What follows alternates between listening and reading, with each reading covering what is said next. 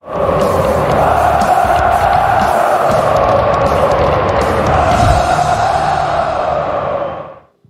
tarde, Daniel. Boa tarde novamente ao torcedor que acompanha essa entrevista coletiva, presencial. Hoje com o Daniel Azambuja, técnico da equipe Aspirantes do Ceará, que vai enfrentar agora o Clássico Rei na semifinal do Campeonato Brasileiro da modalidade. A gente vai começar agora com o repórter Danilo Queiroz, do Sistema Jangadeiro Futebolês. Obrigado, Israel. Tudo bem, Daniel? Legal conversar com você e tê-lo aqui.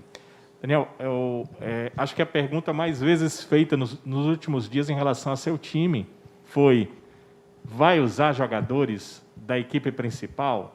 Vai reforçar a equipe para tentar chegar a mais uma final do Campeonato Brasileiro de Aspirantes, Daniel? Boa tarde, prazer estar falando contigo, Danilo. Agora presencial, né? A gente fazia tempo que a gente não encontrava o pessoal. Cara, a gente começou a semana já de trabalho em função do Clássico e a gente está montando a equipe ainda, porque tinha algumas situações aí que estavam a ser definidas, principalmente dos jogos aqui da equipe profissional em relação ao brasileiro.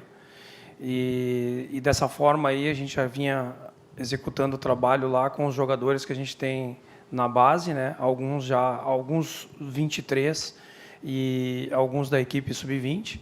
E a gente deve agregar alguns jogadores entre amanhã ou sábado, mas ainda a gente precisa fechar uma conversa ali com o Thiago e ver qual o real objetivo, né? Até justificando essa situação, a gente fez todo o campeonato dessa forma, né? Porque a pandemia ali a gente teve que fazer uma mudança de planejamento em relação aos jogadores que a gente tinha utilizado.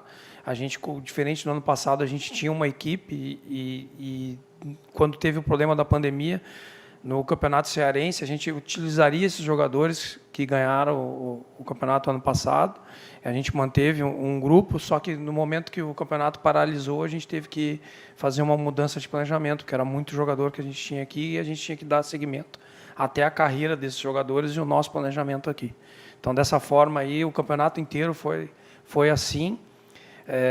No último jogo aqui do profissional, uma grata satisfação ver os jogadores em campo, né? Jogadores que fizeram parte dessa equipe o ano passado. Um dos principais jogadores até da equipe, o Giovanni, jogando. Kelvin, Rick, Lacerda. Então, nesse sentido, aí, o nosso trabalho vem dando certo e a gente colocando os jogadores aqui na equipe profissional. Ô Daniel, tudo bom? Sou Horácio Neto, setorista do Ceará pela Rádio Povo CBN. Você até falou um ponto que eu queria tocar, justamente, que é esse aproveitamento. Eu queria te perguntar se o título 2020 do Aspirantes, mais uma semifinal, apesar do peso que a semifinal contra o Fortaleza tenha, esses resultados já são uma grande vitória para a base do Ceará? Chegar até a semifinal, independente de passar para a final ou não, e somado ao título do ano passado, temporada 2020, já é uma grande vitória para a base alvinegra? Boa tarde, Horácio. Um prazer falar contigo também, da mesma forma. Eu acho que, independente do que o projeto teve mudança no meio do caminho, né, acho que a gente está sabendo utilizar, de certa forma, a competição para a gente poder dar ritmo para esses jogadores, saber a resposta que eles vão dar saindo da categoria. Onde tu joga com a equipe sub-20, tu joga com jogadores da mesma idade. Onde tu entra com 23, pode jogar com 4 jogadores já de idade acima do 23, profissionais, e os jogadores entre ali 20, 21, 22, 23. Então, ele é mais misto, vamos dizer assim, né? A quantidade de jogadores pela idade. Então, a gente tem que aproveitar essa competição dessa forma, ver a resposta que esses jogadores podem dar, e algumas outras situações que podem vir a acontecer e aconteceram durante o campeonato, jogadores que voltavam de lesão, jogadores que precisavam de mais ritmo, contratações. Então, a gente utilizou bastante o campeonato dessa forma. E respondendo à tua pergunta, eu acho que o grande mérito no trabalho é que a gente competiu o tempo inteiro. E dessa forma a gente vai continuar competindo. A gente está bastante contente em 2 anos. Na verdade, até o campeonato acabou esse ano, né? Em fevereiro desse ano, e a gente está jogando o 2º campeonato. em 2 anos, num ano, tu conseguir ganhar a competição. Como eu falei lá atrás, a gente quebrou um paradigma de sair das equipes de sul, de sudeste, dos grandes centros do futebol, uma equipe nordestina ganhar o campeonato. Nós quebramos esse paradigma, quebramos essas hierarquias e a gente está colocando de novo a equipe numa semifinal. Eu acho que é um grande projeto que a gente está fazendo, que vem dando resultado, e dentro dessa ideia continuar competindo e buscar, claro, a classificação. Azambuja, boa tarde. Eduardo Trovão, do Futebolês. Ainda sobre isso, né? Você está falando sobre o Clube Nordestino e tal, e nessa semifinal um clássico rei, né? 2 cearenses, 2 nordestinos disputando. Além de ser um clássico que com certeza já é um jogo diferente mesmo para muitos garotos que ainda não tem tanto costume assim, desde a base, né? Se fala sobre clássico e tudo mais. Então, além de ser o clássico, é um Fortaleza muito forte, que em 14 jogos venceu 13, não perdeu nenhum, um empate. Queria que você falasse do jogo em si, da dificuldade e para além da dificuldade, que trata-se de um clássico. Eu acho que é um privilégio. Eu acho que é um privilégio a gente poder estar disputando um campeonato brasileiro e ter um clássico. Nem todas as equipes tiveram esse privilégio dentro da competição. Nós acabamos tendo uma partida dentro da fase classificatória, né? Eu acho que isso é muito importante para o crescimento do futebol aqui cearense, principalmente, né, o local. Tu poder disputar um campeonato brasileiro, estar disputando contra o teu rival, valendo vaga, eu acho que isso é só crescimento. Quem dera que isso aconteça mais na frente ali, no brasileiro profissional, né, em outras competições, até internacionais, a gente consiga colocar o futebol cearense lá em cima. E isso é importante na formação do jogador, saber que tu vai pisar no gramado, saber que tu, dentro de um jogo, tem o componente do clássico, o componente de classificação, de um jogo mata-mata. Então, isso tudo, para nós, é muito benéfico na formação do jogador, no psicológico, no técnico, saber identificar os momentos da partida, os momentos que pode acontecer dentro de um clássico, que tu pode transformar mais à frente para te levar na tua carreira profissional e aqui na equipe principal. Azambuja, você falou de jogadores profissionais hoje, né, que jogam Série A do Campeonato Brasileiro, jogam começando partida, você citou, né, Lacerda, Kelvin, Giovani, Rick, e que ano passado foram importantes nos aspirantes. A gente pode ter isso ano que vem? Ou seja, você está trabalhando hoje com jogadores que também podem ser revelações importantes para estarem à disposição do Ceará e até serem titulares, como alguns são esse ano, para 2022? Eu acredito que sim. Inclusive, até agora eu saí de uma conversa lá com o Thiago, que hoje de manhã eu fiz o treino do Sub-23, e aí eu me apresento aqui à tarde para auxiliar no trabalho. Eu até comentei sobre 2, 3 jogadores ali que eu acho que a gente tem que começar a olhar de uma forma diferente, que são jogadores que ali na frente não estão prontos ainda, né? Para a gente até não criar expectativa, mas isso eu estou abrindo aqui entre nós e para a torcida, que são jogadores que podem vir a dar resultado ali na frente. São jogadores que têm técnica, têm personalidade, jogadores que vêm demonstrando crescimento em cada rodada, e a gente precisa, daqui a pouco, fazer uma câmera a mais desses jogadores, tratar de fazer um projeto para esses jogadores aí para a gente poder utilizar eles ali na frente. Opa, Daniel, sou eu de novo aqui. Eu queria te perguntar o seguinte, a sua campanha da campanha passada, 2020, estou querendo falar ano passado, não foi ano passado, campanha passada, 2020, o Giovani falou em entrevista coletiva que ele atuou em diversas posições, ele disse que ia tudo lateral esquerdo, lateral direito, se não me engano, e até de ponta, e a principal função que ele prefere, que é de volante.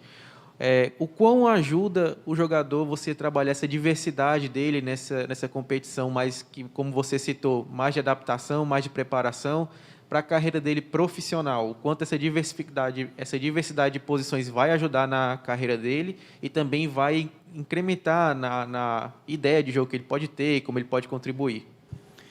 Eu acredito que o jogador, aprendendo a participar do jogo em algumas outras funções, na verdade, vamos trocar posições por funções, né?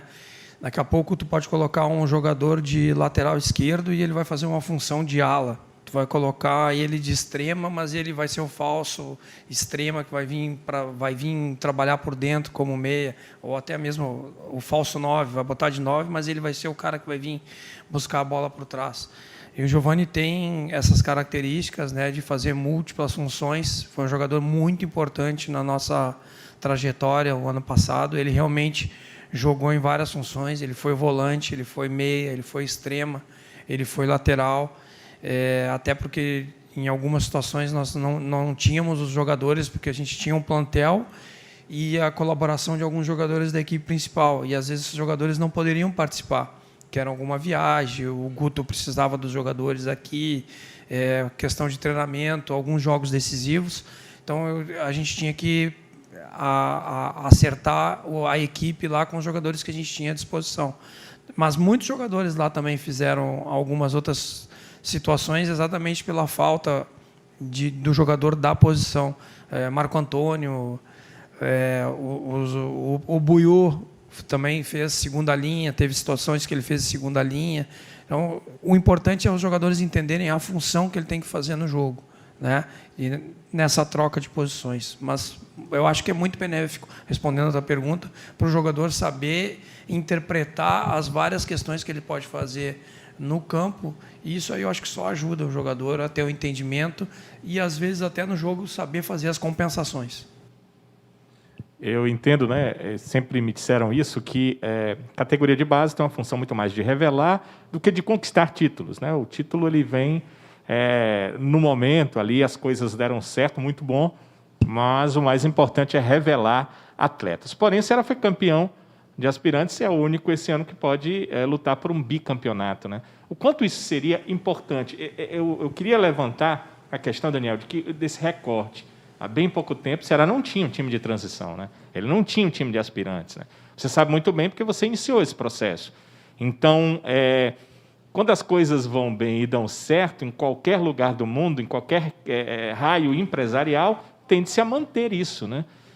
Isso também favorece, isso também tem a questão da importância. Nesse caso, é importante chegar mais uma vez a uma semifinal, conquistar um bicampeonato, até para que se mostre o quanto esse time de aspirantes é importante, esse processo de ter o aspirantes ou transição é importante para o clube? Se a gente alinhar rapidamente as situações positivas, até como tu está colocando, quais são as vantagens da equipe sub-23? Terminar o processo dos jogadores da equipe de base para subir a equipe profissional. A gente está conseguindo fazer. Algumas contratações que a gente faz, vamos dizer assim, ó, nesse nicho, nesse limbo de jogadores entre 20 e 23, que já ultrapassaram a idade. Nós tivemos alguns exemplos aí. O Saulo foi um grande exemplo, também participou da equipe sub-23. É um jogador que já tinha estourado a idade. O que a gente tem que fazer? Contrata esse jogador, prepara ele aqui, bota a jogar e botamos no mercado novamente, né? No mercado que eu digo, na equipe principal novamente. E eu acho que tu tem que sempre tentar juntar as duas situações. O ideal é tu formar o jogador e competir, fazer esse jogador competir. E aí com as conquistas. E a partir das conquistas tu começa a trazer o espírito e formar o jogador vencedor, né? E eu acho que isso é muito importante. Tu formar o jogador vencedor.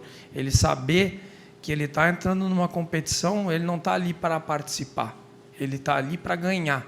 E eu acho que é isso que foi o grande mérito da equipe do ano passado.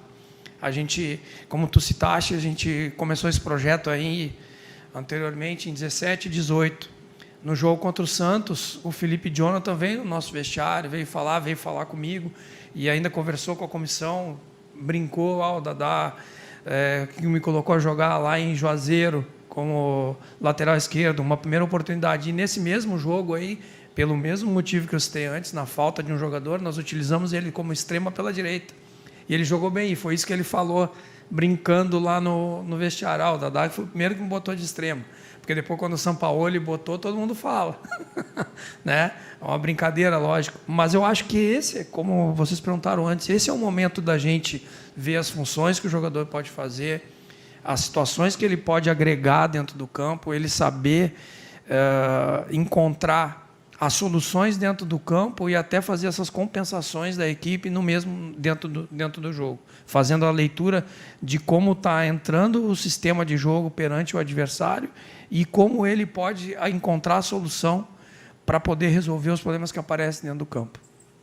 Ô Daniel, aqui de novo, eu gosto muito de fazer perguntas para técnico, porque pode puxar bem mais, né? Que geralmente o técnico acompanha tudo, conhece muito.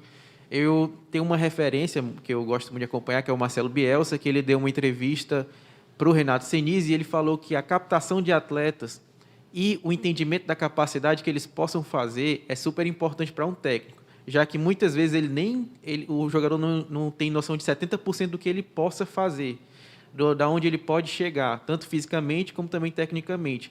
Eu queria que tu me falasse, com base até nessa resposta do Bielsa, como é esse seu papel de captação, de entender melhor a posição, de poder, como você até falou agora com o Felipe Jonathan, como você também usou com o Giovani, como é que você faz esse processo, como é que você tem essa percepção e o quanto isso influencia nos seus esquemas também? De certa forma, quando a gente monta a equipe, a gente sempre utiliza o jogador dentro do seu posicionamento. A partir do momento que tu entra no campeonato, tu começa a competir, até pela variação das equipes que tu joga contra, tu começa a ver algumas características dos teus jogadores, né? Vamos dizer, às vezes tu vai jogar contra uma equipe que utiliza um losango, uma equipe que joga num tripé, uma equipe que joga no 4-3-3, uma equipe que joga no 3-5-2, e tu vê as soluções e as características e as combinações que esses jogadores começam a executar. Vou te dar um exemplo até meio engraçado. O ano passado, a gente utilizava o Buiú com todo o corredor aberto para ele. Então, numa das situações, o Giovani jogava pela esquerda, junto no corredor do Buiú, exatamente, para o Giovani vir para dentro e abrir esse corredor para o Buiú passar. Nós fizemos várias jogadas com o Buiú, cruzamento, ele chegando no fundo e cruzando, porque o corredor era dele. Então teve gol do Saulo, teve gol do André, teve gol do Cristiano, com jogada do Buiú. No último jogo da final contra o Vila Nova, a gente tinha que reverter uma situação que a gente perdeu o jogo lá e tinha que reverter aqui. E no segundo tempo, eu inverti. Eu deixei o extremo aberto e botei o Buiú por dentro. E aí a brincadeira foi a seguinte, eu usei o Buiú o tempo inteiro como um lateral com corredor aberto. Na vez que eu botei ele por dentro, o que ele fez? Fez o gol. Então são características que aparecem dentro do jogo. E a brincadeira, o treinador te botou o tempo inteiro lá, mas ele fez o papel dele, ele cruzou, a gente fez vários gols. Mas uma vez que a gente botou ele por dentro, ele fez o gol. Então são essas situações que elas vão ocorrer no que o jogo pede. O jogo do Vila Nova estava pedindo isso. Todos os nossos outros jogos, nós precisávamos de um ala, de um lateral que passasse o corredor o tempo inteiro.